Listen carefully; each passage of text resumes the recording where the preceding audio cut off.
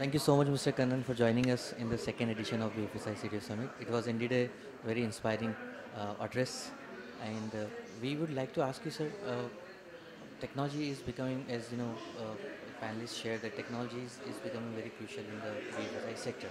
So, as we do that, there is a concern of security, and increasing risk of security breaches. So, what are your opinion in that? How can we move adopt the latest advanced technology within the banking sector, at the same time ensure the security of our customers? Yeah, technology has actually made things much simpler and much faster, quicker, and the need for going to the institutions, banks, or insurance companies have all been reduced. Having said that, there are vulnerabilities in the system, in the sense many of the customers are not aware of the way there are some issues regarding the sharing of data. And in the past, it was a very simple case where the person had to go in person and identify himself, either the signature and or in person. And but with the technology, there's a huge saving is time. And with such saving time, there are also risks. And the main area should be customer awareness. Customers should be educated. Customer has to be reminded time and again. And it's not necessarily only the rural areas and semi-urban areas where such misuse can take place. It can take place even in the cities. Regularly we receive phishing calls, and I think we have to be continuously aware of the issues. The more and more the awareness spreads, and they are watchful about what are the transactions which take place, I think the chances of fraud will reduce. People will try to find out new ways of committing frauds or cheating people, but I think awareness of such areas will ensure that such things don't take place. So I think security aspects and customer awareness will be a combined area. So, sir, how IBA, Indian Banks Association, is helping banks in India to when it comes to use the advanced technologies within the banking sector?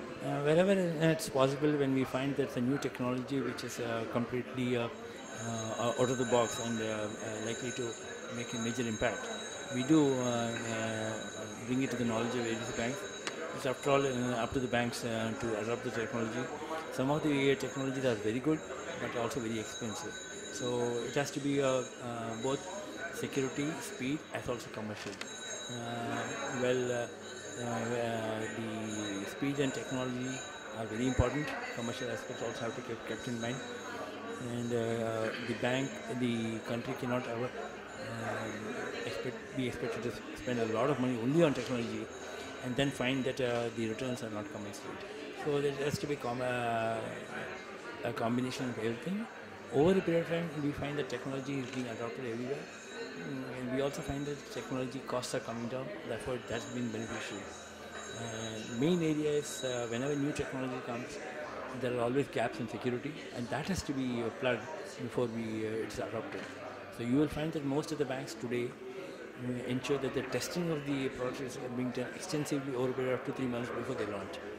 So wherever the launches have been happened in a very quick manner, we found there are gaps and frauds have taken place.